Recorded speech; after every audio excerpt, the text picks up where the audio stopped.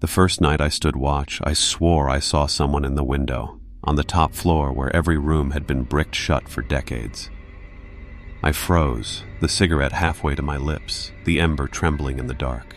The old asylum loomed against the moonlight like a rotting carcass of stone and iron. Vines crawled up the sides like veins, windows boarded, doors rusted shut.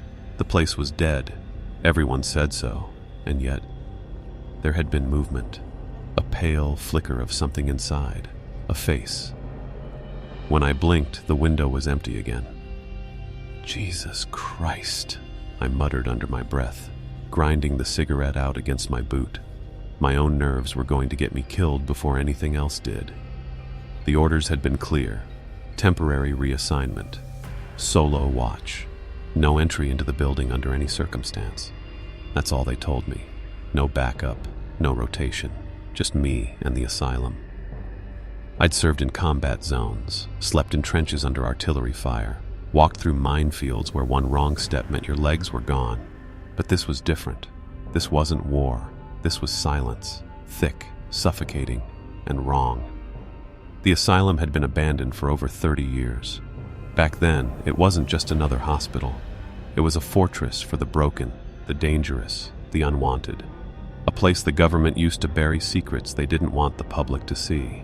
When it finally shut down, there were stories of riots, missing patients, and entire wings sealed off in a single night. Official reports called it budget cuts. The locals called it cursed. Now it was mine to guard. I leaned on the rifle slung over my shoulder and scanned the perimeter. The air smelled of damp earth and mildew. The chain-link fence around the asylum sagged in places, as if something had been pressing against it from the inside. The trees whispered with the night wind, their branches scraping like fingernails on metal. Hours dragged. Midnight turned to 1 a.m., then 2. My radio hissed every so often, spitting static into the air, but no voices ever came through. I began pacing, boots crunching on gravel, trying to keep my blood moving. That's when I heard it. Soft, deliberate. A footstep. I snapped toward the sound, rifle raised, pulse pounding in my ears. Nothing. The asylum stared back at me, windows dark, doors chained, still as a corpse. I waited, breath caught in my throat, and then I heard it again. Not one step, two, slow, measured, from inside the building. Hello? My voice cracked against the silence. Of course, no answer came. I told myself it was rats, maybe a stray animal. Places like this had ways of breathing on their own. Old pipes groaning, wood shifting, vermin crawling through the walls. But rats didn't walk like men. Rats didn't stop and listen. The hairs on the back of my neck prickled. Against every ounce of my training, I stepped closer to the fence, peering through the gaps. My flashlight beam cut across the yard, catching broken glass, weeds, and the black mouth of the asylum's entrance. The noise stopped. For a long time, I stood there, straining my ears, heart hammering, rifle tight in my grip. Then, just when I thought I'd imagined it, a new sound slithered through the night. A whisper, low, faint, impossible to make out, but it carried my name. I stumbled back, nearly dropping the light. The sound vanished as quickly as it came, swallowed by the silence. I wanted to call it in, but my radio was dead quiet, just static. No one on the other end, no one listening. That's when I looked up again, toward that same top-floor window. The face was back, and this time, it was smiling. By the time the sun broke over the tree line, I had convinced myself I hadn't really seen it. The pale face, the smile, it had to be exhaustion, nerves, maybe the tricks of moonlight bouncing off broken glass. I'd been standing guard for nearly 12 hours without relief, and the mind starts inventing things when there's nothing but silence to feed it.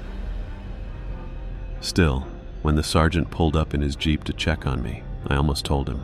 I almost said, "There's someone in that building." But the words died in my throat. Soldiers don't complain about ghosts. He handed me a thermos of coffee and a packet of jerky before heading off again. No questions about what I'd seen, no curiosity about the building, just routine, almost like he didn't want to hear anything at all. That bothered me more than the face. The coffee was bitter, but it gave me something to focus on as I wandered the perimeter again. In daylight, the asylum looked worse. Where night had hidden its wounds, the morning showed them raw. Roof tiles hung loose like jagged teeth. Rust streaked down the stone walls. Entire windows were boarded with planks nailed in haphazard, frantic patterns, as though someone had tried to keep something inside. The locals called it Blackthorn Asylum. That name wasn't on any of my briefing papers, but it came up in the stories I'd heard from townsfolk when I stopped at a diner the night before deployment. Old men with trembling hands, women who crossed themselves when I mentioned where I was headed. They told me about screams that never stopped, even after the fire. They spoke of men in white coats who weren't doctors and patients who weren't sick. "Don't look in the windows," one woman whispered as I paid for my meal. "If you do, it'll look back." I hadn't taken her seriously, not until last night.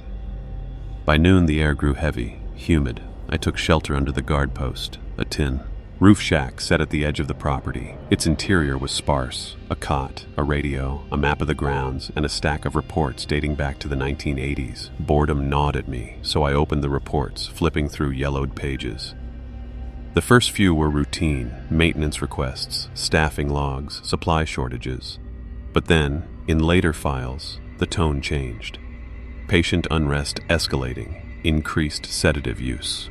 Wing C sealed due to incident. Recommend transfer of remaining patients. No details, just vague language that did nothing but raise more questions. Then, the last report ended abruptly with a single line: facility closed indefinitely, all records transferred. But here's the thing: if all records were transferred, why were these left behind? The hairs on my arms lifted as I closed the folder. My radio crackled suddenly, hissing with static. I grabbed it, thumbing the receiver. "This is Post Alpha. Copy?" No response. Just faint distortion, like someone trying to speak through water. Then a sound emerged beneath the static. Faint. Wet. A laugh. I dropped the radio onto the desk, chest tight. It went silent again, as though nothing had happened. When I stepped outside, the asylum loomed in the hazy light. A crow perched on the roof, cawing until it suddenly went quiet and took off into the trees. And there it was again. The same top-floor window. The boards were still nailed shut, but behind them, through the cracks, I saw pale fingers pressing against the glass, dragging slowly downward. I blinked, heart racing. The fingers were gone. The silence pressed in around me like a weight. I knew then what the reports hadn't written down. The asylum wasn't abandoned. It was holding its breath. And sooner or later, it was going to exhale. The third day was when my curiosity got the better of me. The orders had been clear: do not enter the asylum. But standing outside, circling the grounds for hours, watching that dead hulk of stone breathe in silence, it began to gnaw at me. The way you can't ignore an itch. The way you want to pull the trigger just to see if the gun is loaded. By late afternoon, I couldn't help myself. The front doors sagged on rusted hinges, chained with a padlock the size of my fist. But a side entrance, the ambulance bay, had rotted almost entirely through. With one good shove of my boot, the swollen wood splintered apart, and I was inside. The first thing that hit me was the smell. Not dust, not mold. Something else. Something damp and metallic, like a cellar soaked with blood. The air was heavy, pressing against my chest with every breath. My flashlight beam cut across tiles cracked like broken teeth. Rust bloomed across gurneys left behind in a rush. Cabinets stood open, their contents spilling, syringes, gauze, papers mottled with mildew. It was as though the staff had walked out mid-shift and never came back. I swept my light across the walls, paint peeled in long strips, sagging like old skin. Black mold crawled in veins toward the ceiling. My boots echoed in the stillness, each step magnified until it felt like someone else was following just behind me. I turned quickly more than once, rifle raised. Nothing, just shadows. The halls branched like veins, stretching deeper into the asylum. Patient rooms lined either side, doors half open, mattresses still inside. I peeked into one. The sheets were rotted, gray with mildew, but the impression of a body still pressed into the mattress, as though whoever lay there had just gotten up. On the floor, a leather restraint strap lay buckled, stained with something dark. I shut the door. The further I went, the colder it became. I could hear the building groaning softly, as if shifting under its own weight. Somewhere in the distance, water dripped, a slow, steady rhythm. I found myself in what must have been the common area. Chairs scattered, tables overturned, windows bricked shut from the inside. In the corner sat a piano, keys yellowed with age. My light swept across it, and for the briefest moment, one of the keys sank down with a soft note. I froze, blood turning to ice. The sound was faint, like a dying breath, but it was there. Wind, I whispered, though the air was still as stone. I moved quickly after that, deeper, until I reached a room marked records. The door hung ajar. Inside, cabinets lined the walls, most ripped open and emptied, but one drawer sat shut, untouched. I knelt, tugging it open. Inside were patient files, their paper brittle. I flipped through them. Photographs of gaunt men and women, their eyes wide, their mouths stitched in grimaces of fear. Each file ended with the same red stamp. Transferred to Elysium, Elysium. The word sat heavy in my throat. I didn't know if it was a facility, a program, or a code, but it felt wrong, like something I wasn't meant to see.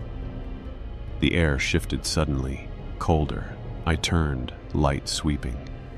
In the hall just beyond the doorway, a figure stood.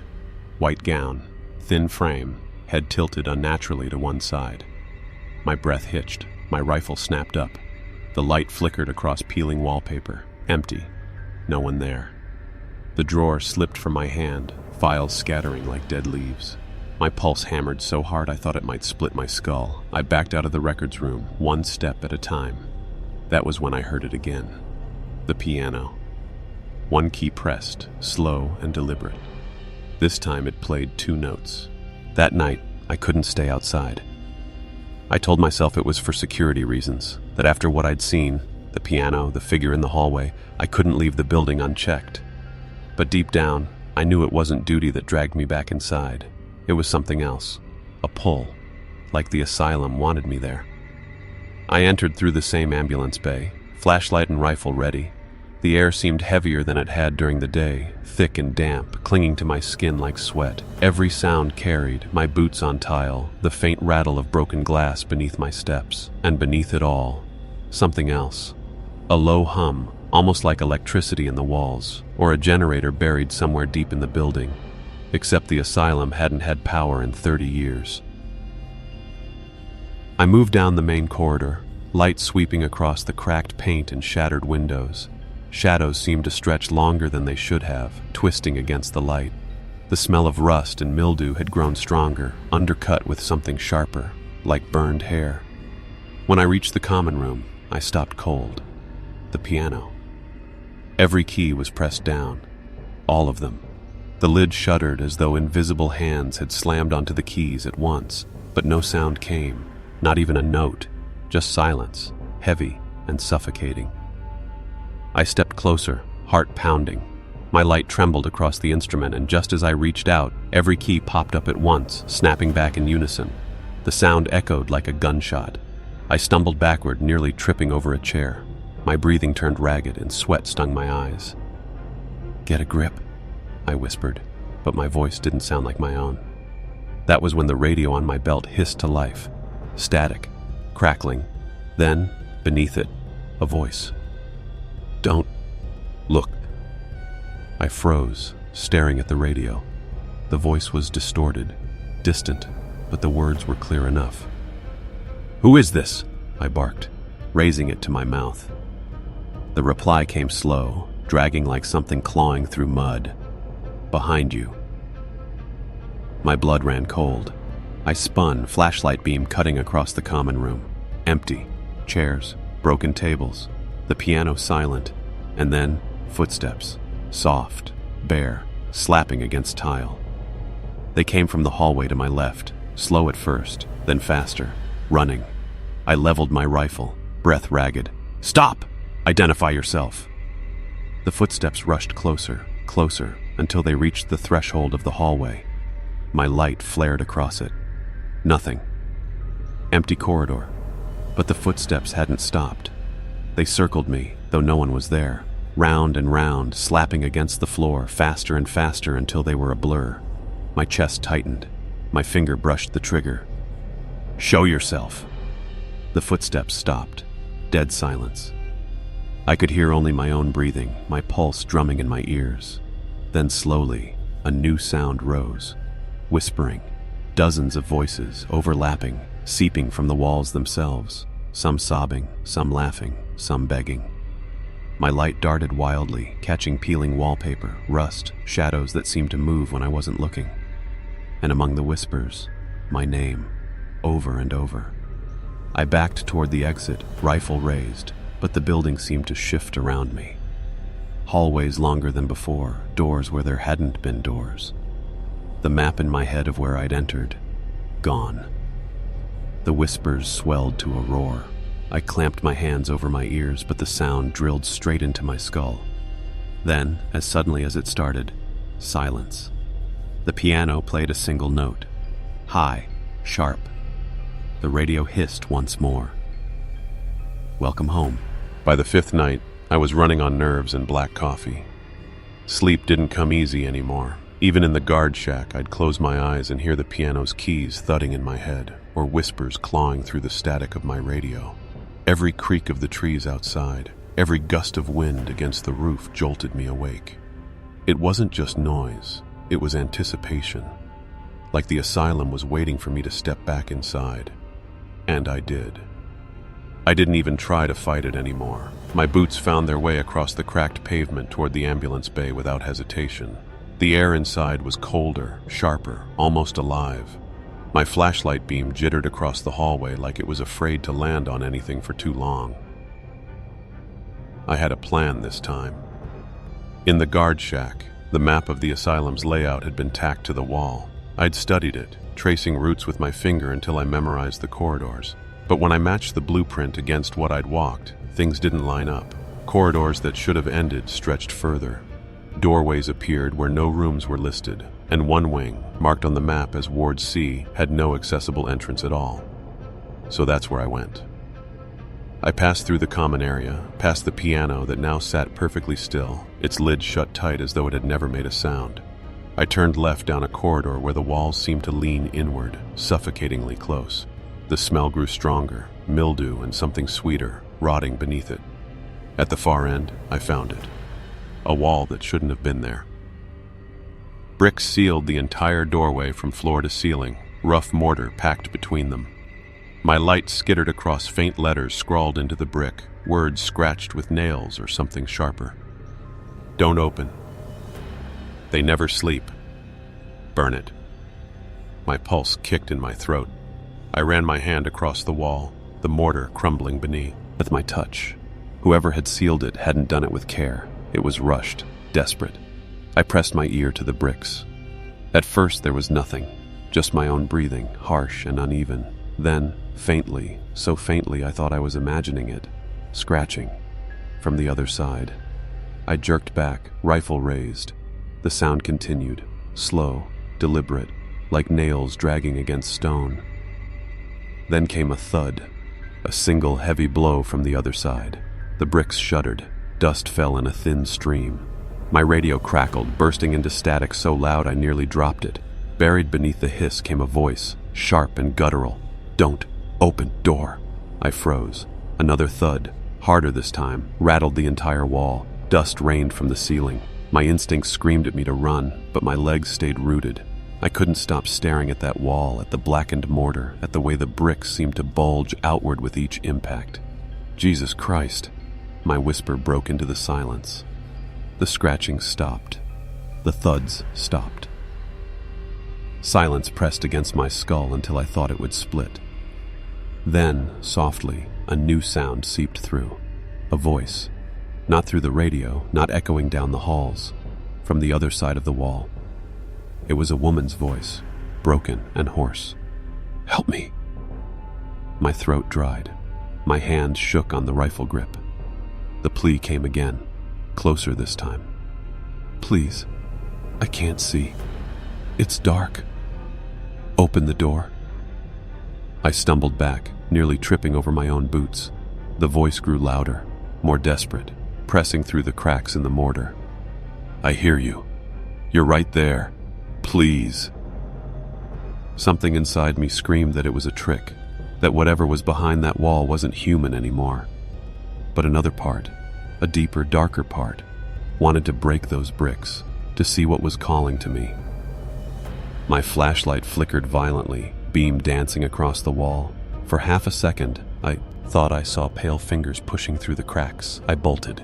The corridors stretched, twisting around me, but I didn't stop until I burst back into the night air, chest heaving, sweat chilling my skin. When I looked back, the asylum loomed silent, but even outside, even in the open air, I could still hear her voice. Help me! By the sixth night, the asylum had already taken root inside my head. Even when I forced myself to stay outside, pacing the perimeter with rifle slung and flashlight in hand, I felt its presence pressing from behind the walls. It was like standing next to a sleeping animal, massive and unknowable, never sure if it would wake.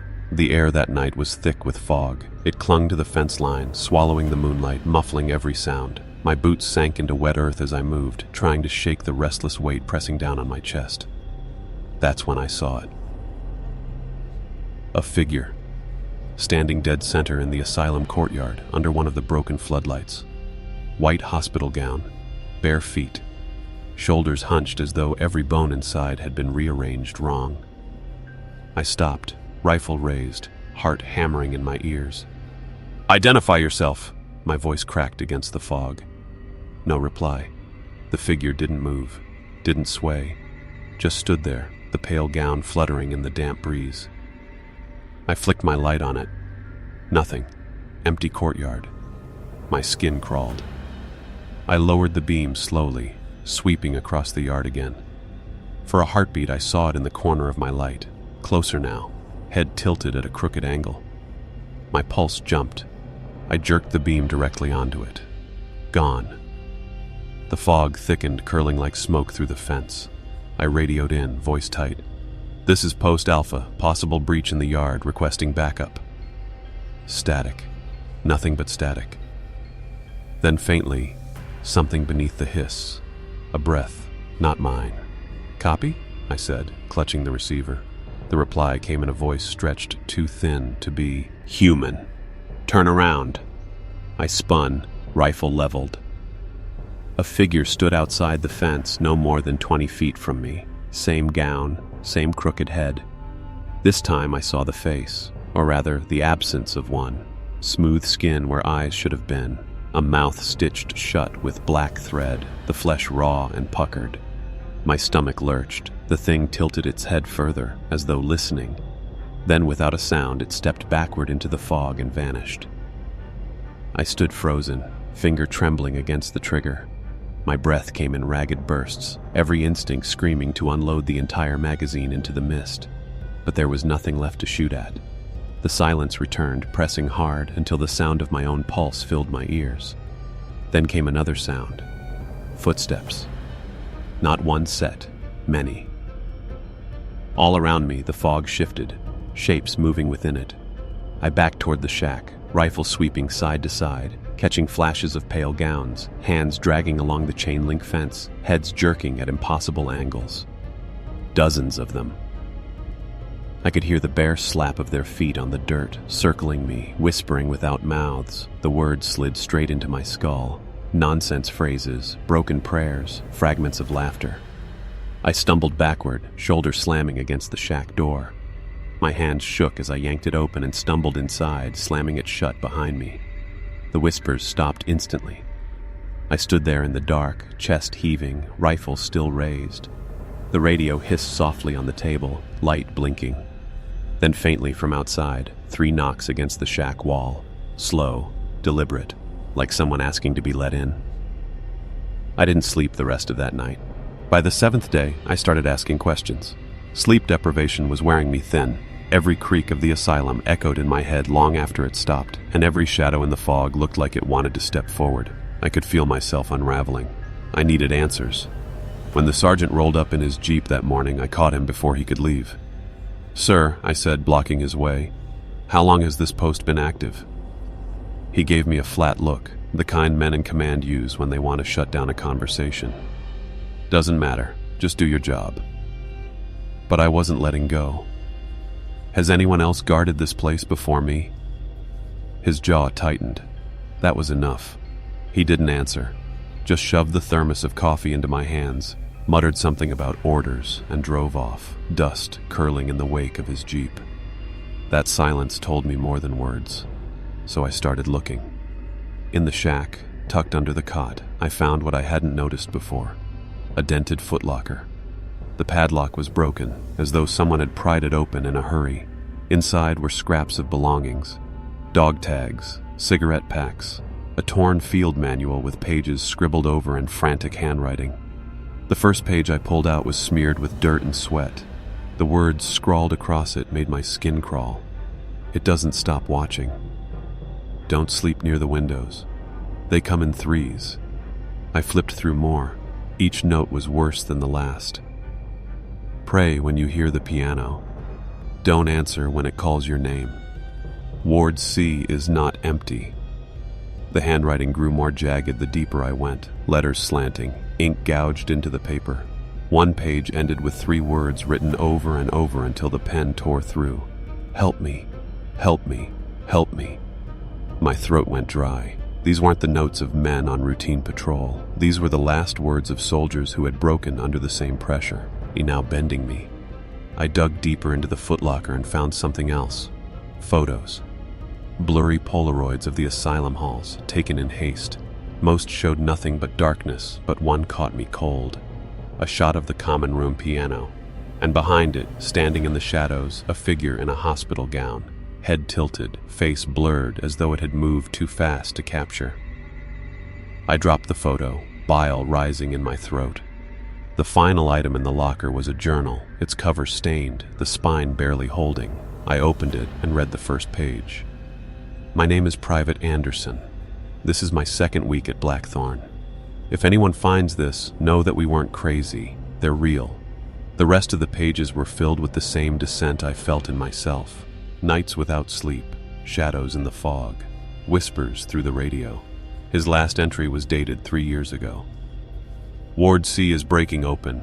If command sends anyone else, tell them to run. Don't guard this place. Burn it." The handwriting stopped abruptly, a line trailing off mid-sentence. I sat there on the cot, journal trembling in my hands, the silence of the shack pressing down like a weight. Outside, the fog thickened. And then, faintly, from somewhere near the asylum, came the echo of boots. Marching. Not one pair, dozens. I stumbled to the window, heart pounding, and froze. Through the mist, lined up at the fence, stood silhouettes in uniform. Soldiers, helmets, rifles at their sides, but they didn't move, didn't breathe. When I raised my light, their faces reflected back, blank, eyeless, stitched mouths. The lost guards, still patrolling. Forever. The night it happened was colder than the rest. The fog came earlier, heavy and wet, crawling over the asylum grounds like it had weight. Even the trees seemed quieter, as if the forest itself held its breath. I sat in the shack, Private Anderson's journal open on my lap, my eyes scanning the desperate scrawls. My flashlight flickered, its batteries failing, when I saw the line again, the one he underlined 3 times. "Don't go inside after dark." My orders were simple: guard the asylum, never enter. But sometimes rules bend when fear twists you enough. It started with the scream. At first I thought it was the wind whistling through broken glass. But the second time, I knew better. It was human, sharp, ragged, like someone being torn open. The sound came from deep within the asylum, echoing off the rotting walls. I froze, every instinct screaming at me to stay put. Then it came again, longer, closer. It wasn't just a scream. It was my name. Daniel. The flashlight slipped from my hands and clattered against the concrete floor. My heart thundered so loud I thought it might shake the shack apart. I told myself it wasn't real, that it was just my mind, poisoned by the ramblings of dead soldiers. But curiosity is its own curse. I grabbed my rifle, slung on my pack, and stepped out into the fog. The asylum loomed ahead, black and silent, its broken windows like rows of watching eyes. The air smelled of mildew, rust, and something sour beneath it, like old meat left too long in the sun. At the entrance, the double doors sagged on rusted hinges. I pushed one open, and the noise made me flinch, a long, aching groan that carried through the hollow building. Inside, the dark swallowed my beam whole. My boots echoed across cracked tiles, each step sounding like it belonged to someone else. The stench thickened, mold, chemicals, rot. The scream had lured me toward the east wing. My light caught faded signage. Ward A Ward, B Ward C. I stopped dead. Ward C. The place Anderson's journal had warned about. Ward C is not empty.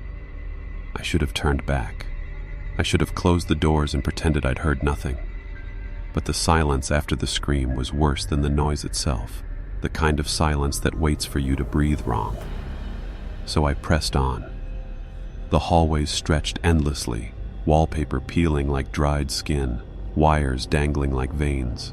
The deeper I went, the more the air changed. It grew heavier, like the oxygen had been replaced with something thicker, damp and metallic. Halfway down the hall, my radio crackled. Dan. Static chewed through the sound. I'll come. The voice was familiar. My sergeant. It had to be. I pressed the receiver close. Sir, do you copy? I'm inside the asylum. Silence, then a faint chuckle, broken and wet, before the line went dead. I tightened my grip on the rifle. My palms were slick, the metal cold against my skin. My light caught on a set of double doors ahead, paint blistered, Ward C, stenciled in faded letters. The hinges moaned as I pushed them open, and that's when I saw it.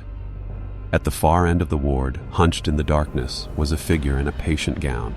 Its head twitched unnaturally, like a marionette with broken strings. The scream I'd heard hadn't been calling from Ward C. It had been calling me to it. The figure lifted its head and smiled. The figure didn't move at first. It just sat there at the far end of the ward, slouched in a wheelchair with its head bowed, the faint beam of my flashlight grazing across its pale gown. My breath caught in my throat, a part of me praying it was only a corpse. But corpses don't smile.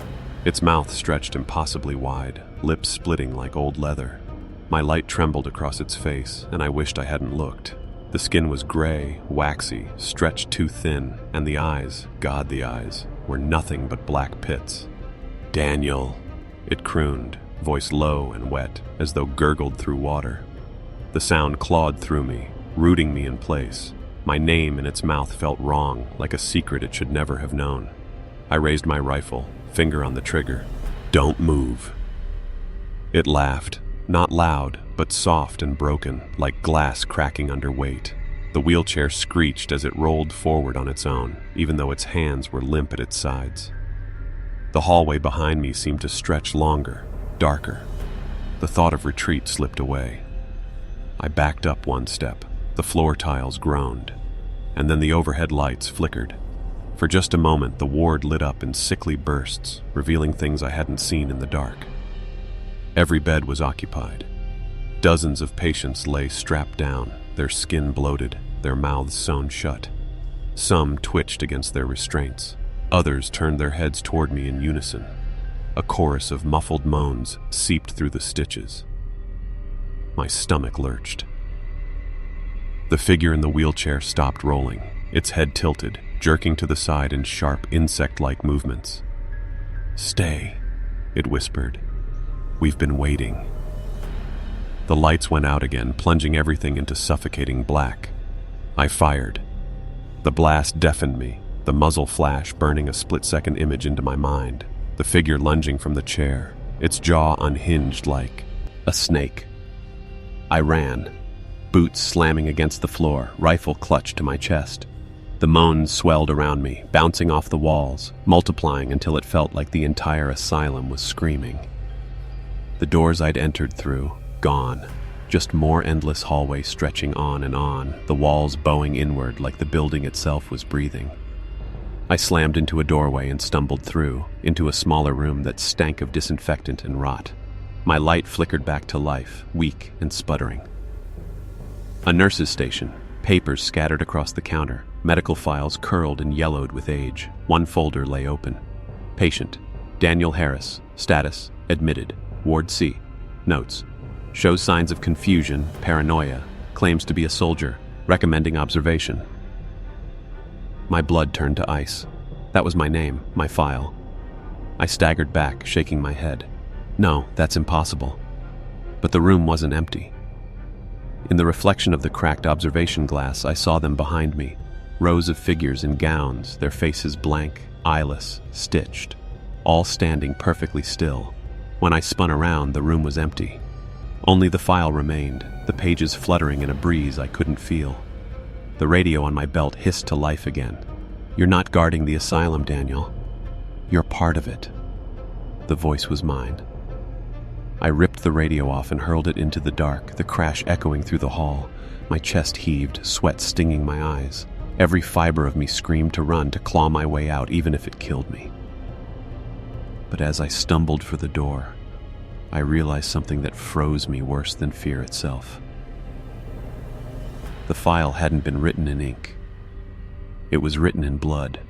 I bolted out of the nurse's station, my boots hammering down the corridor, but every step felt heavier, as if the asylum itself wanted me to stay. My chest burned, my breaths ragged, the file's words echoing in my skull.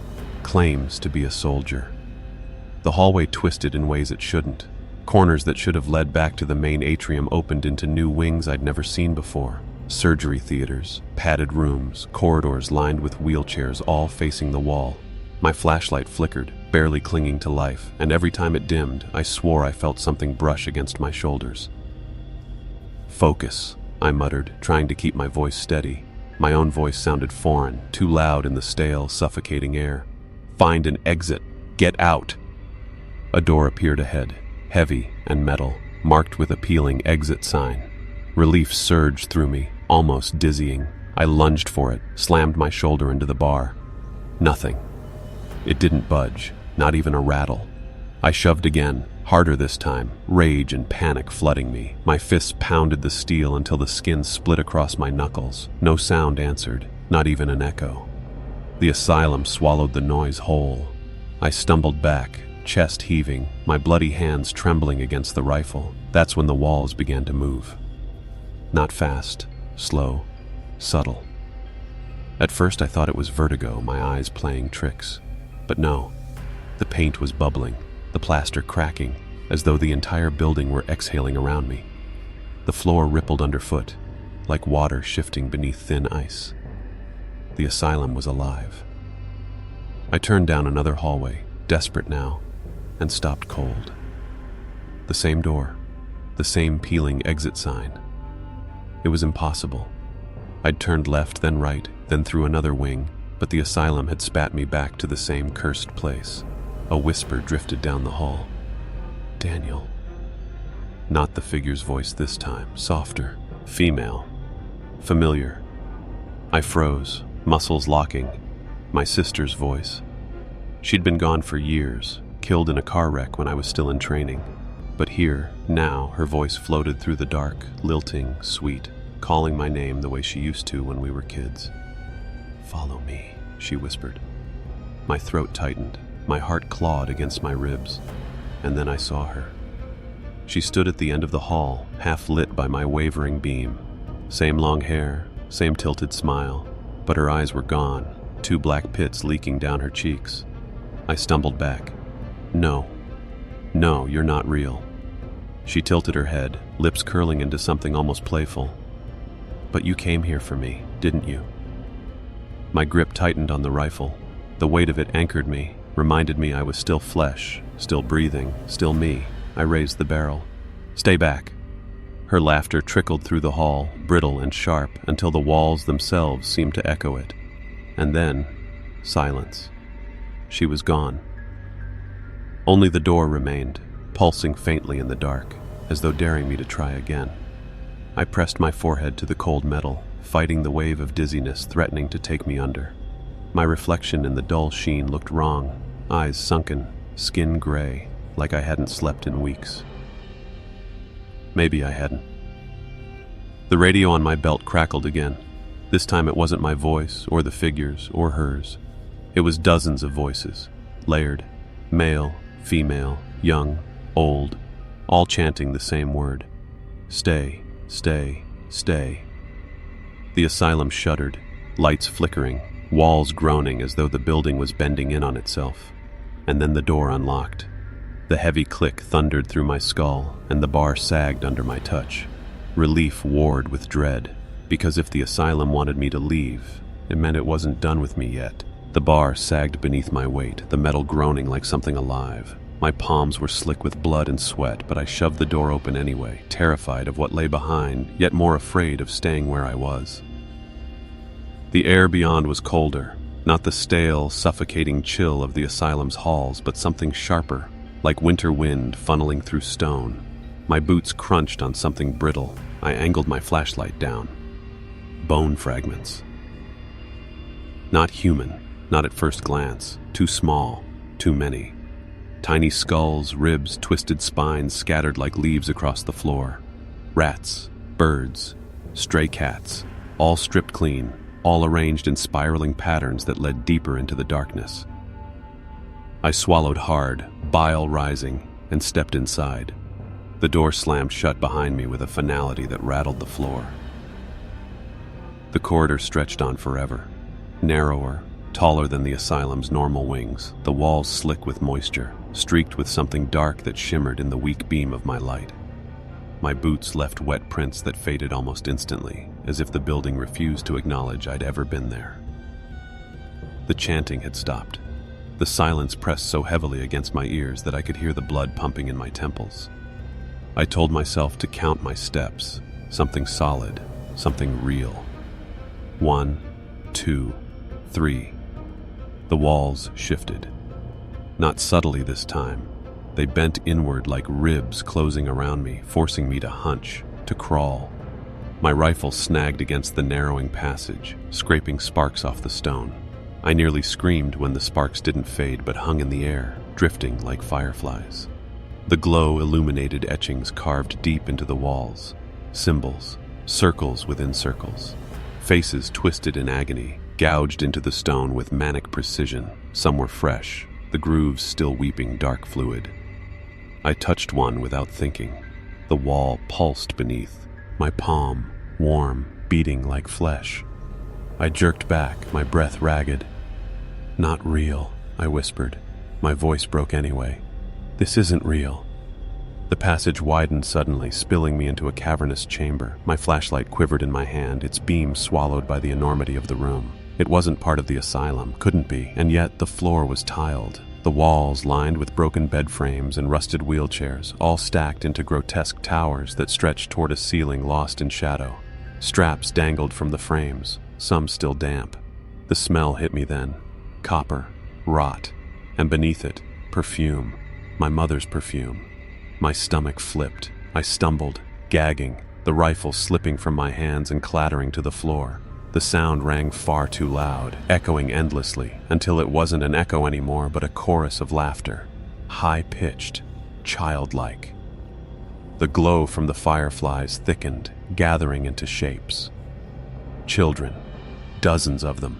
Their faces pale, eyes hollow, mouths stitched shut with black wire. They sat cross-legged around the perimeter of the chamber, heads tilted in unison as they watched me. One lifted a hand, not to wave, but to point. I followed the direction of that bony finger. At the far end of the chamber, a door. Identical to the one I'd entered through, same peeling exit sign. But this one was upside down. The children began to rise, joints cracking, movements jerky as if their bones bent the wrong way. The laughter cut off all at once. The silence that followed was worse. My legs finally remembered how to move. I scrambled for the rifle, nearly dropping it again as the fireflies winked out one by one, plunging the chamber into stuttering darkness. The children crept closer. Each time my light caught them, they froze, statues of stitched faces and broken limbs. But when the beam slipped past, They moved again, faster. My heart hammered. I turned, bolted for the upside-down door, every step chased by the scuttle of feet that weren't really feet at all. My hand slammed against the bar. It didn't move. The children's breath prickled against my neck. And then the door whispered, "Stay." The words slithered into my ear, soft as a lover's breath, but it sank like a hook into my chest. Stay. I slammed the butt of my rifle against the bar, fury masking the terror knotting in my gut. The door groaned, metal shrieking, but it held firm. Behind me, the children shuffled closer. Their stitched mouths clicked faintly, like nails tapping glass. My flashlight flickered, shadows jerking across their pale faces. I could almost hear their joints grinding as they tilted their heads in perfect unison. Stay. The voice came again, but this time it wasn't from the door. It was inside my skull, crawling across the surface of my thoughts, cold and insistent. No, I spat. My voice cracked, but I shoved harder. The door resisted until my shoulder screamed. Then suddenly, it gave way. The bar snapped upward with a hollow clang, and the door swung inward to reveal a hallway. But it wasn't like the rest of the asylum. This corridor was impossibly long, stretching far beyond the limits of the building. The walls were too clean, stark white, seamless, pulsing faintly like tissue lit from behind. The floor gleamed, wet and glistening, each step sticking as though I walked on a tongue. I didn't hesitate. Whatever waited inside this hallway, it had to be better than the swarm of stitched children. I darted through, yanking the door shut behind me. The moment it latched, silence crashed down. No footsteps, no whispers, no laughter. I was alone. I turned, expecting to see the upside-down exit sign, but the door was gone. Nothing but smooth, white wall behind me, as if the asylum had swallowed its own mouth. My breath rasped in the silence, every exhale too loud, too fragile. The hallway stretched endlessly. I raised my rifle, though I wasn't sure what good it would do here. Each step echoed, faint at first, then louder, as though someone else was walking in perfect rhythm with me. I froze. The sound didn't. Somewhere up ahead, hidden by the hallway's endless curve, footsteps continued, slow, deliberate, dragging. I whispered, "Who's there?" The answer came as a wet rasp, so close it might have been right behind my ear. "You." I spun, flashlight flaring across empty space. My chest heaved, my legs wanted to collapse. But then, I saw it. A figure ahead, small at first, barely a silhouette against the pulsating white walls. It stood motionless, its head bowed, arms limp. I inched forward, each step sticking to the floor with a nauseating suction sound. My flashlight beam caught its outline. Military boots, fatigues, a rifle slung across its chest. My throat closed. It was me, or something wearing me. The figure lifted its head, and I staggered backward. Its face was my face, but wrong. Eyes black in sockets, mouth stitched like the children's. The seams tugged against its skin as it tried to smile. It raised its rifle. The barrel pointed directly at my heart. I lifted mine too, hands trembling. The weight of the weapon felt unreal, as though I gripped a shadow of steel. My double spoke without moving its lips. "You're already dead. This place is just teaching you how to remember." The hallway shivered around us, the walls throbbing, bleeding faintly from seams I hadn't noticed before. Red trickled down in lazy rivulets, the floor growing slick beneath my boots. I tried to speak, but my mouth was dry sand. The double lowered its weapon. Then it began to walk toward me, each step leaving dark prints that sizzled against the white floor. I wanted to run, but the hallway pulled me forward, gravity tilting, dragging me into its path. The stitched version of myself extended a hand. And when our fingers almost touched, the walls screamed. The walls screamed, and the sound was like metal tearing against bone. I staggered back, but the stitched version of myself didn't move. It only watched me with its hollow sockets, that torn smile stretching wider. Then the hallway split. The white walls peeled open like paper soaked in blood, folding back to reveal something else, something older. I was no longer standing in the impossible corridor. My boots crunched against cracked tile, dust falling from rotted ceiling beams. The asylum. but not as I'd known it. This wasn't the collapsed ruin I'd patrolled. This was the asylum alive, humming with fluorescent light, the air thick with bleach and rust. Doors lined the hallway on either side, each fitted with reinforced glass, each showing flashes of movement inside. I blinked hard. My rifle weighed heavy in my grip, but the stitched double was gone. So were the bleeding walls. Instead, I heard screams. Muffled at first, like distant thunder, then sharp and immediate. The sound came from the rooms around me. I turned to the nearest door. Behind the glass, a woman sat strapped to a chair, head forced upright with leather bindings. Her eyes rolled wildly, the whites bright and desperate. A doctor in a long, blood-flecked coat adjusted something on a console. The woman convulsed. Her body arched against the restraints, a muffled howl tearing from her throat.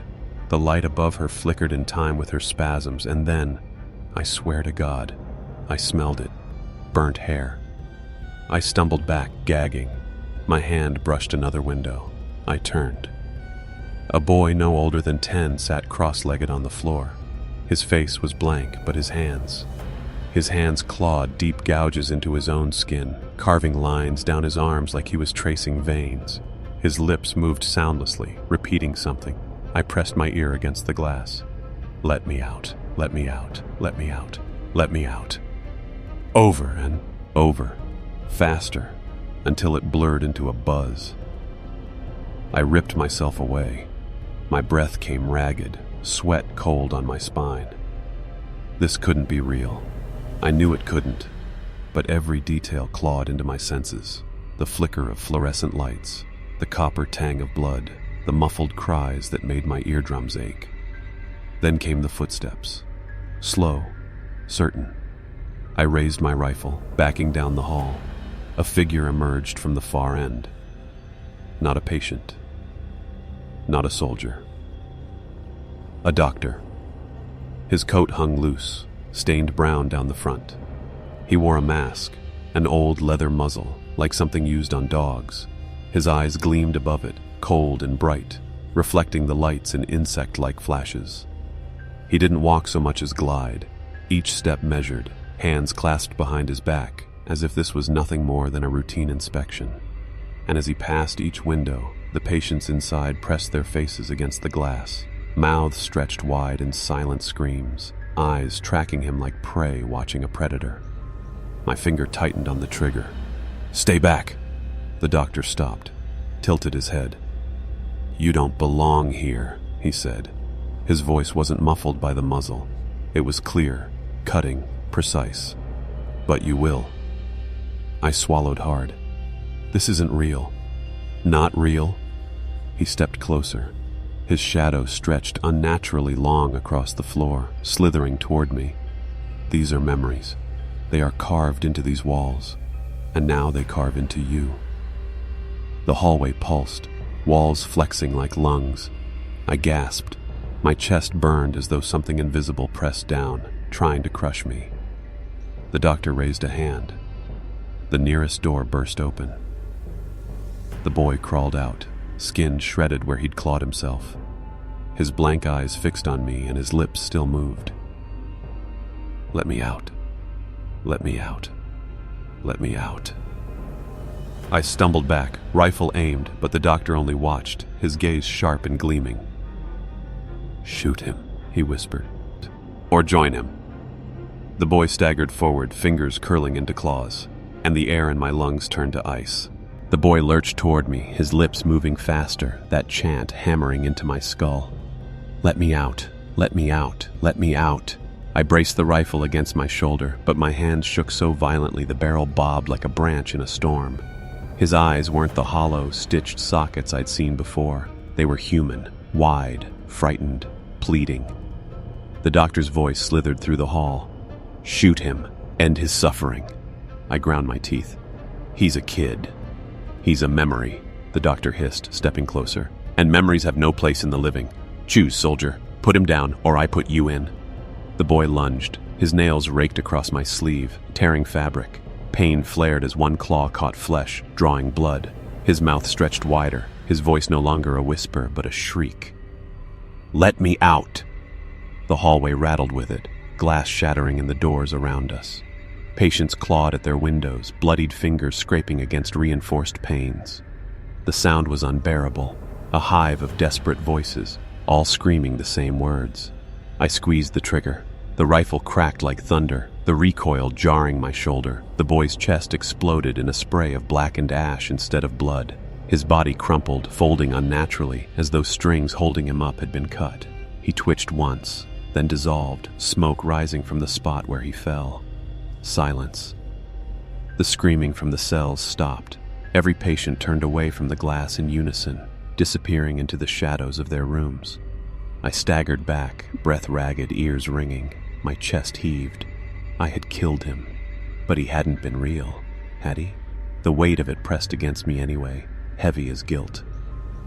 The doctor clapped slowly. The sound echoed like a hammer on stone.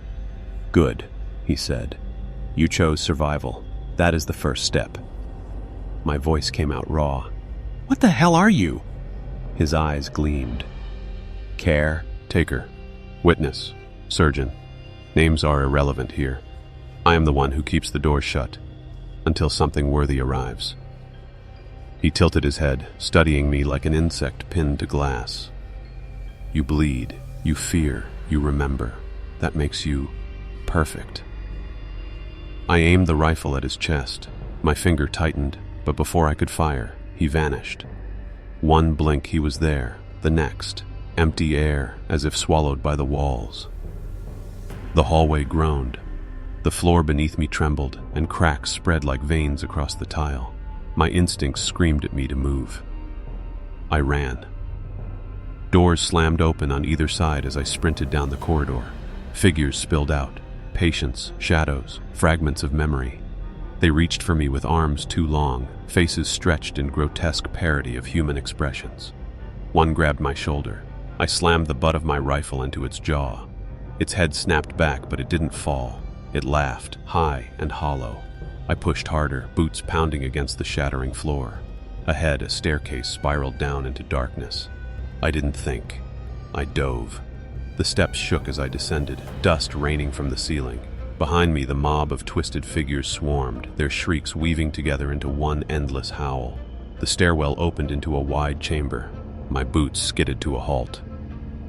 Rows of chairs filled the room, each bolted to the ground. Leather restraints hung from their arms, some snapped, some still slick with dried fluids. Machines stood along the walls, hulking things with wires and rusted dials, their needles glinting in the dim light. An operating theater. At the center sat a single chair, larger than the rest, spotlit by a flickering bulb overhead. Its straps were intact, waiting. A chill crawled down my spine. I wasn't alone. The doctor's voice slid from the shadows, closer now, intimate. "Every soldier has a breaking point. Let us see where yours lies." The bulb above the chair buzzed, brighter for a second, then went black. The bulb above the central chair blinked out, plunging the chamber into a suffocating dark. For a heartbeat, I thought I'd gone blind. My lungs seized, the air thick with the stench of rust, mold, and something sharper, burnt hair. Then a low hum rose, vibrating through the walls, rattling my teeth. Machines stirred to life one by one, their dials twitching, their wires slithering across the floor like snakes. Each needle glowed faintly, a sickly green. The spotlight returned, weak but steady, revealing the chair again. Its leather straps looked worn but sturdy, glistening faintly with old fluids. The seat wasn't empty anymore. Someone sat there. It was me. I stared at the figure strapped in, the same uniform, the same scar along the jawline, the same eyes staring back, except his were wide, bloodshot, lips twitching as though he wanted to scream but couldn't. A gag of cracked leather pressed into his mouth, muffling his breath. My stomach dropped. "What the hell?" The doctor's voice seeped out of the shadows. "Every man carries a twin inside him, soldier. One that fights, one that breaks. Which one are you?" I aimed the rifle at the figure in the chair. My hands trembled. If that thing was me, what did shooting it mean? The other Daniel strained against the restraints, eyes bulging, veins standing out along his temples. His muffled cries grew frantic. He wasn't just scared, he was begging. The doctor whispered, closer now, almost brushing my ear. He remembers what you've done. He remembers the boy. He remembers the ones before. If you kill him, you erase the guilt. You walk free. I spun, rifle raised, but the voice dissolved into the darkness. The hum grew louder, deepening into a roar. Sparks crackled along the wires, crawling toward the chair. The figure, myself, convulsed violently, eyes rolling white. His skin blistered where the restraints touched, smoke rising from raw flesh. My pulse pounded. I rushed forward, fumbling at the straps. "Hold on, damn it!" The leather was wet, slick, impossible to untangle. The gag reeked of bile and rot. I yanked harder, but it didn't budge. The doppelganger's head jerked toward me, and suddenly his eyes weren't pleading anymore. They were smiling. The gag slipped loose on its own, and the thing grinned wide, teeth blackened and jagged. "You think you're the one standing," it hissed, voice identical to mine. "But you've been sitting here all along." I stumbled back. My boots caught on a wire, nearly sending me sprawling. The chamber warped, the walls bending inward, the ceiling stretching higher. The chair loomed, filling the space, swallowing everything. The figure in it tore free of the straps, not breaking them, melting through them, like his flesh was liquid. He stood, towering over me, movements jerky but fast. I raised the rifle. My finger squeezed the trigger. Click. Empty. The figure lunged, slamming me against the wall. His grip was iron, fingers digging into my throat. His face pressed close, so close I could see the pores, the beads of sweat, the twitch in his left eyelid, the same as mine. "You don't belong out there," he rasped. "You belong in the chair." Spots swam in my vision. I clawed at his wrists, but his strength was inhuman. My chest burned. Darkness closed in. Then, bang. The figure's head snapped sideways, exploding in a burst of ash and smoke. The grip loosened. I collapsed to the floor, choking, gasping for air. Through the haze, I saw a silhouette at the chamber's edge. Someone else was here, rifle raised, barrel smoking. Another soldier. He lowered the weapon slightly, his face emerging in the flickering light. My stomach twisted. It was me, again. And this one looked calm, too calm. "Get up," he said in my voice. "We're not done." I stayed on the floor, chest heaving, throat raw from the strangling. My vision pulsed with black spots, and still the figure didn't vanish. He stood over me, calm, composed, the rifle steady in his grip. His face was mine, exact, down to the faint scar cutting across the brow, the uneven stubble on the jaw. But where my eyes shook with terror, his held only stillness, cold, unwavering stillness. "You're losing control," he said. My voice, but not my tone. His was clipped, precise, as if stripped of doubt. "I had to step in before you ruined everything." I scrambled backward on the slick tiles, my boots scraping. "You're not real." He tilted his head. "Neither are you." The words sank into me like a knife. The hum of the asylum deepened again, a low growl reverberating through the walls. Shadows stretched and recoiled like they feared him. For the first time since I'd stepped into this nightmare, the asylum seemed to respect something. He lowered the rifle, letting it hang loosely by his side, but his posture never wavered. "They're testing you, Daniel. Testing us. And you're failing." My voice cracked. "Us? You think you've been walking these halls alone?" He crouched, bringing his face inches from mine. The smell of gunpowder clung to him, mixed with antiseptic, like a hospital ward after a failed operation.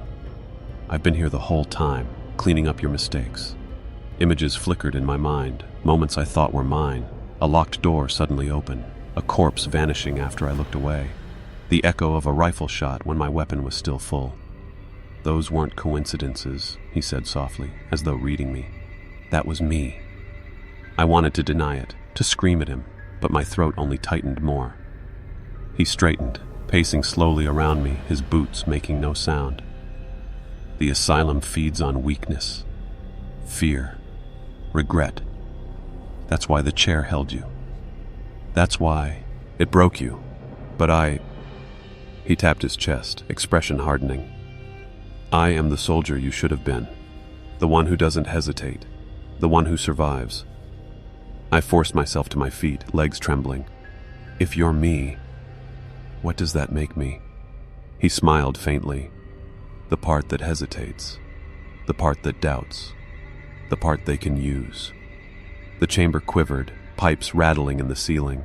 A scream echoed far off, human, but warped, as if filtered through water. The calm one didn't flinch. "You want answers?" he asked. "Then follow me, but leave your fear here, or I'll leave you." Without waiting, he turned and strode toward a door that hadn't been there seconds ago. Its surface gleamed metal, out of place in the asylum's rotting interior. I stared at it, my gut twisting. The door pulsed faintly like a living thing, veins of light running beneath its skin. My instincts screamed not to go through, but staying behind felt worse. I stepped closer. The calm one glanced back at me, eyes glinting. "Good. You're learning." He pushed the door open. Cold air burst out, sharp and chemical, carrying the stink of bleach and ozone. Inside was no asylum hallway, but a clean, sterile corridor lined with stainless steel. The fluorescent lights above buzzed angrily, too bright, stabbing my eyes. "Where the hell are we?" I whispered. "Where it began," he said. As we walked, I noticed something disturbing. My footsteps echoed. His didn't. He moved like a shadow, silent, untouchable. He led me to a wide observation window. Behind the glass, a surgical theater gleamed under harsh lights. Tables, straps, trays of instruments, and on one of the tables, my body, motionless, tubes snaking into my veins, chest rising shallowly, as though barely clinging to life. I stumbled back, bile rising in my throat. That's not." The calm one didn't look away. His voice was even, stead. "You're not guarding the asylum, Daniel. You never were. You're its prisoner." I pressed my hands against the glass, shaking my head. My reflection stared back, pale and broken. For a long time I couldn't move. My hands pressed against the glass as if I could push myself through, as if I could claw into that sterile room and wake the man, wake myself, strapped to the table. The body's chest rose and fell weakly, mechanical, each breath controlled by the tubes and machines. Its skin was pale, almost gray, veins like dark rivers under the surface. The face was mine, but hollow, drained of everything that made me me. My stomach lurched. I wanted to scream, to pound the glass until it shattered, but my fists felt weightless, my voice strangled before it could escape. "You've been chasing ghosts," the calm one said behind me. His tone was steady, instructive, like a drill sergeant correcting a recruit. "But the truth has always been here. You're not a guard, you're not a soldier, you're the subject." I spun on him, throat raw. "No, I was deployed here. I remember the briefing, the orders, the checkpoint." "Memories," he cut in. "Fragments they fed you. A story to keep your mind busy while they broke your body." The words cut deeper than the strangling hands ever had. I shook my head violently. "That's not true. It can't be." The calm one stepped closer, his boots silent on the sterile floor. He leaned in until I could see the sharp glint in his eyes. "Then explain this." The glass shifted. Not a reflection. An image. Alive. I saw myself walking the asylum halls, flashlight trembling in my hands. But in the corner of the frame, scientists stood, clipboards in hand, their mouths moving as though giving commentary. They were watching me. Every scream, every door slam, every hallucination. It wasn't random. It was observed, measured, controlled. My legs buckled and I slid down the wall. Cold sweat drenched my skin. "Oh, God." "They built the asylum around you," the calm one said, crouching. His voice was still calm, but I heard something underneath now, something sharp, almost hungry. "Every creak of the wood, every scream in the dark, everything that hunted you was theirs, designed to strip you down to this." He tapped his chest. "To me." My breathing came in ragged bursts. The machines in the room clicked and whirred, steady, mocking my own faltering rhythm. "You're lying," I whispered. "You're just another trick." The calm one smiled faintly. "Believe what you like, but the longer you resist, the weaker he gets." He nodded toward the body on the table. As if on cue, the chest rose shallower, the machines beeping and warning. The sight of it tore through me, raw panic flaring. If that body died, what happened to me? I staggered to my feet, pressing both palms against the glass. "Wake up, please, wake up!" The man didn't stir. Behind me, the calm one's voice dripped like ice. "You can't save him. You can only decide what comes next. Do you want to keep being the weak half, or will you let me finish what they started?" I turned on him, rage bubbling. "You're not me." He didn't flinch. "I'm the part of you that survives." The corridor lights above flickered violently. The hum of the asylum crept in again, muffling the clinical buzz of the machines. The walls seemed to sweat, paint bubbling, shadows dripping down like tar. The glass warped, the figure on the table blurring in and out. The calm one didn't move. He stood still, his calmness an anchor in the shifting nightmare. "You're unraveling," he said. "Choose quickly, Daniel. Them or me." The machines inside the room screamed in alarm. Flatline. I felt something tear inside my chest, an invisible hook yanking me toward the table. My vision dimmed, the world swimming. For a second, I thought I was falling into the body, sinking into its cold skin. Then a hand grabbed my arm, the calm one. His grip was iron. "Stay with me," he ordered. A glass shattered. The sterile room dissolved, and I was falling into a void that smelled of rot, echoing with screams that weren't mine. The fall didn't end with impact. It ended with silence. I opened my eyes to find myself standing, though I couldn't remember how my body had landed. Around me stretched the asylum, but not as it had been. The walls weren't brick or plaster anymore. They pulsed like living flesh, veined and slick with a sheen that reflected the faint red glow above. The air was wet, suffocating, thick with the stench of rot and copper. The hallway stretched endlessly in both directions, but no matter how far I looked, the corridors curved inward, folding on themselves like the ribs of some massive creature. The asylum was no longer a building, it was alive. Somewhere far off, I heard the shuffle of chains dragging across the floor. The sound echoed, then multiplied until it seemed chains were being dragged in every direction, closing in. My throat tightened. "Daniel!" The voice came from the shadows behind me, not the calm one. This voice was frail, trembling, familiar. I turned. A figure limped into the dim light, and my stomach dropped. It was Corporal Reyes, one of my old squad mates, the one who hadn't made it back from the border skirmish years ago. His fatigues were torn, his face pale and sunken. He looked like a corpse that had decided to walk. "They kept me here," Reyes whispered, his lips barely moving. His eyes were wide, frantic. "I thought you'd never come." I stumbled back. "No, you're dead. I buried you. He shook his head violently, spittle flying. "No graves here, just cages. They use us, Daniel, all of us." Behind him, more figures emerged. Familiar faces, men from my unit. Sergeant Klein, Private Moore, even Captain Everett. Each face pale, drained, stitched with scars like crude surgical work.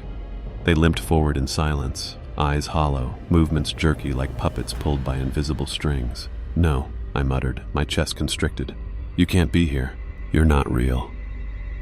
Reyes reached for me, his hand cold, damp. "We are real. You left us, and now you'll join us." The walls pulsed harder, the veins glowing brighter as if responding to their presence. The chains rattled louder, scraping closer. I backed against the fleshy wall, the texture warm and sticky against my uniform. My breath came shallow, lungs tightening with the stench. "Stay back, please, stay back." But they didn't stop. One by one they reached for me. Their eyes glowed faintly, a sickly green light that seemed to seep from within. I could feel their despair pressing against me like a physical weight. My knees buckled, my vision blurred. "Daniel!" The calm one's voice cut through the noise, sharp and commanding. I whipped my head around. He stood just beyond the group of soldiers, untouched by their grasp. His posture was steady, his calmness infuriating. "They're not your brothers," he said. "They're fragments, constructs. This place is feeding on your guilt." Reyes turned, his expression twisting with fury. "Lies, don't listen to him. He wants to strip you down, leave nothing of you left. We're the truth, Daniel. We're what you abandoned." The two forces clashed inside my skull, tearing me apart. My chest heaved, sweat pouring down my face. The calm one extended his hand. Come with me, and I'll burn this illusion down. Stay with them, and you'll rot here forever. Reyes grabbed my other arm, his grip like ice, his eyes wide with desperate rage. Don't listen. He's not you. He's what they built. He's their weapon.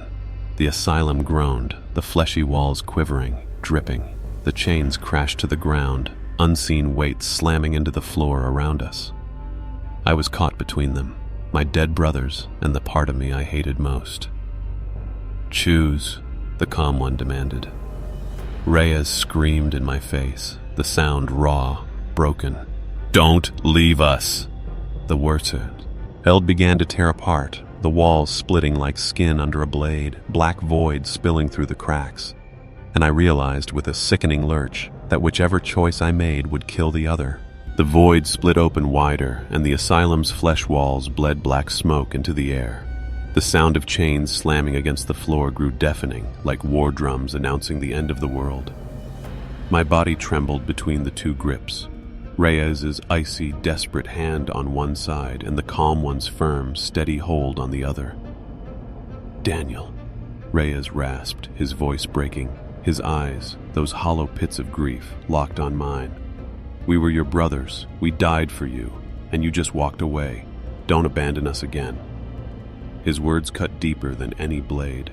I remembered that day, the firefight, the blood, the smoke. I remembered dragging who I could out of that mess, but not Reyes, not the others. And ever since, the guilt had gnawed at me like maggots in the dark.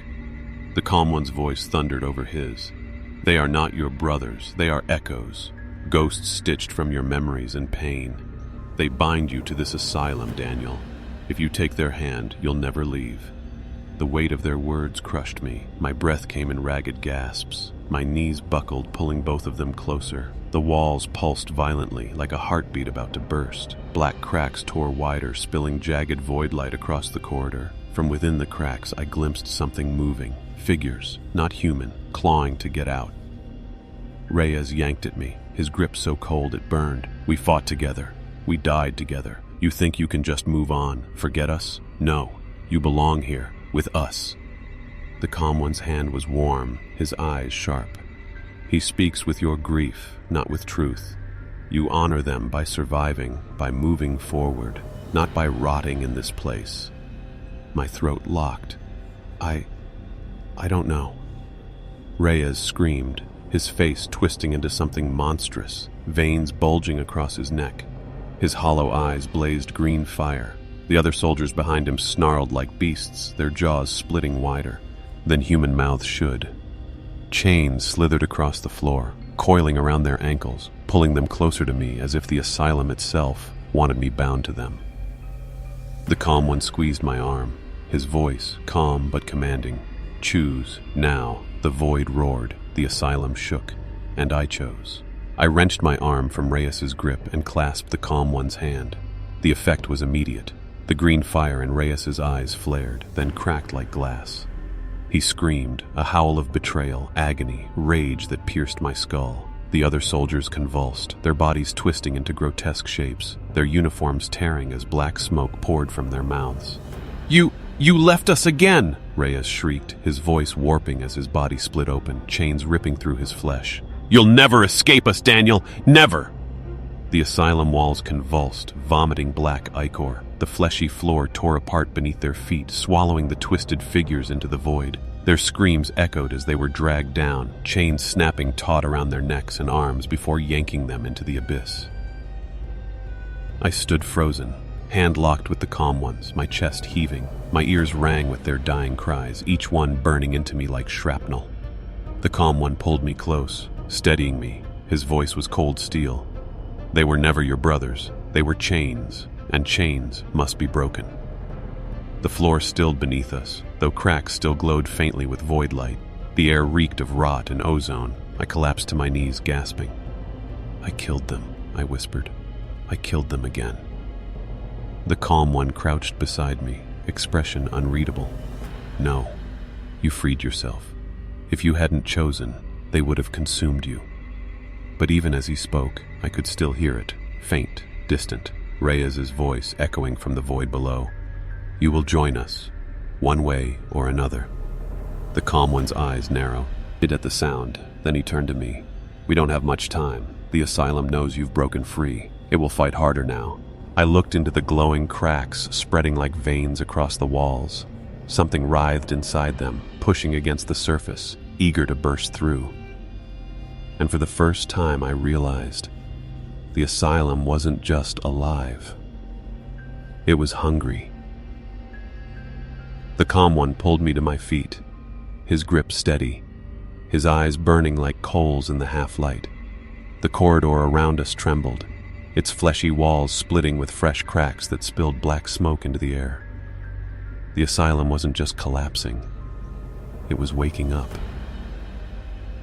"Where are we going?"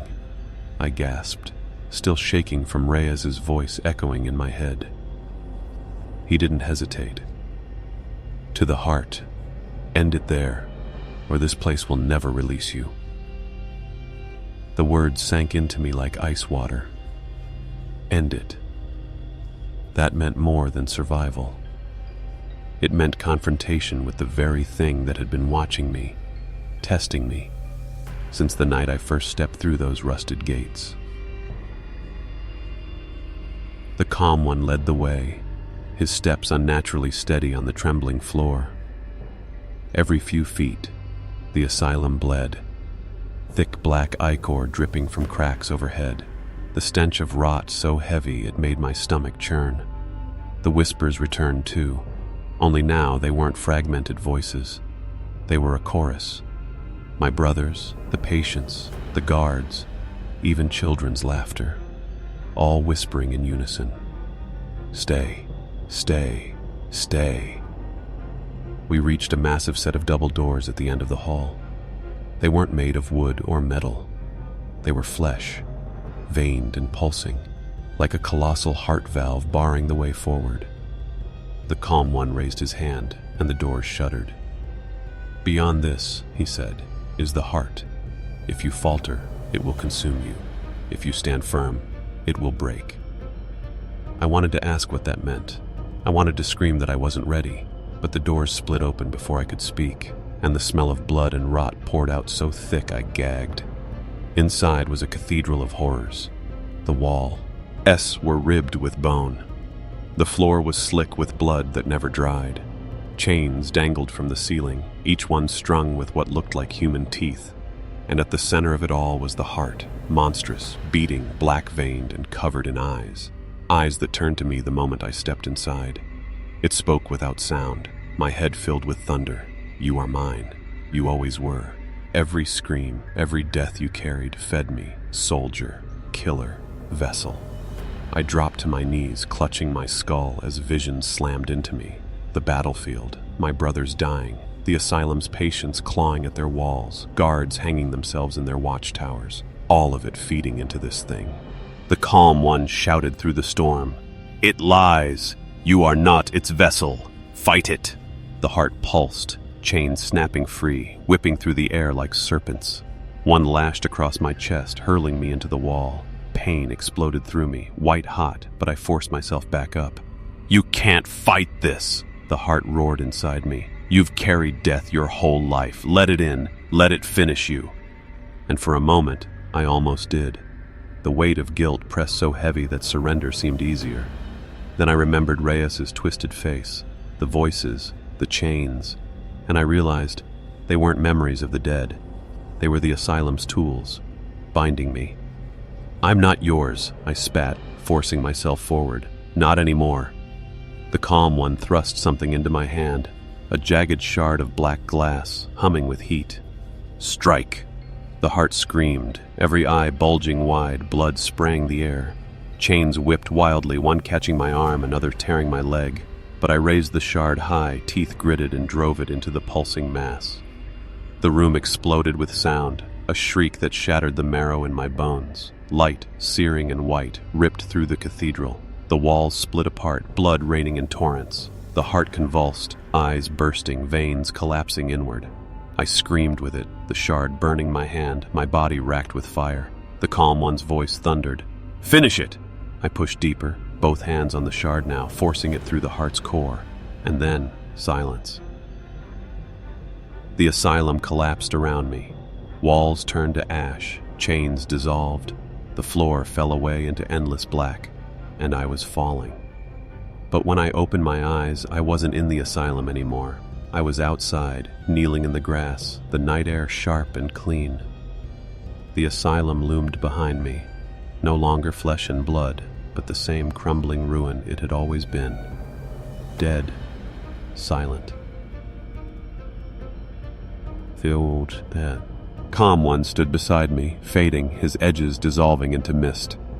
You broke your chains. The asylum will hunger, but it cannot touch you again. Wait, I croaked. Who are you really? He smiled faintly, sadness in his eyes. What you could have been, what you must still try to be. And then he was gone. I sat alone beneath the empty asylum, the dawn creeping over the horizon. My body was whole, but my soul carried scars that would never heal. The whispers were gone, the chains were broken. But deep inside, I knew Reyes had been right about one thing. Some ghosts never leave you.